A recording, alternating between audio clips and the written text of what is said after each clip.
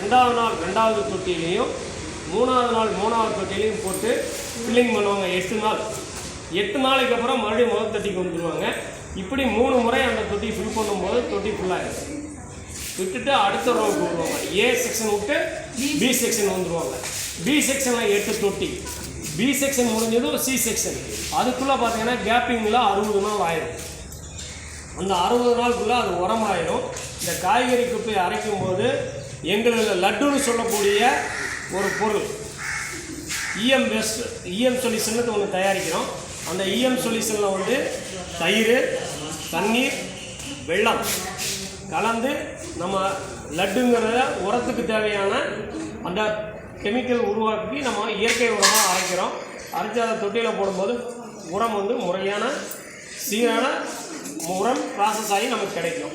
60 நாள் பொறுத்து அதை எடுத்து இந்த மிஷின் இருக்குது. இந்த மிஷினில் போட்டோம்னா கட்டி கட்டியாக இருக்கும். எடுக்கும்போது பார்த்திங்கன்னா கட்டி கட்டியாக இருக்கும். அதை உடச்சி நமக்கு பவுடர் ஆகி கொடுக்கும். அதை எடுத்து மறுபடியும் அடுத்த ப்ராசஸ் இதில் சலிப்புங்க. சலிக்கும்போது நைஸாகிடும்.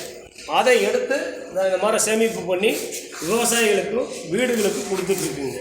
அதுக்கு மேலே கொஞ்சம் வெட் வேஸ்ட்டாக இருக்கிறது நம்ம முன்னாடி வச்சுருக்கோம். அது தோட்டங்களுக்கு, வாழை தோட்டங்களுக்கு, தென்னை மரங்களுக்கு பயன்படுத்துகிறாங்க. இப்போ இங்கே வந்து இந்த ப்ராசஸ் நடந்துட்டுருக்கு. உள்ளே வந்து பேலிங் பண்ணிகிட்டு இருக்காங்க. உங்கள்கிட்டருந்து வாங்கிட்டு வரக்கூடிய ஜவுக்காயிடம் மற்ற கழிவுகளெல்லாம் வந்து பேல் பண்ணி சிமெண்ட் ஃபேக்ட்ரிக்கு லோடு பண்ணுறாங்க. அதை மாதிரி லாரி வந்துருக்கு. ஜேசிபியில் லோடு பண்ணி அந்த பேலை மேலே பூரா அடுக்கி சிமெண்ட் ஃபேக்ட்ரி டால்மியாபுரம் அனுப்பிச்சிடுவாங்க.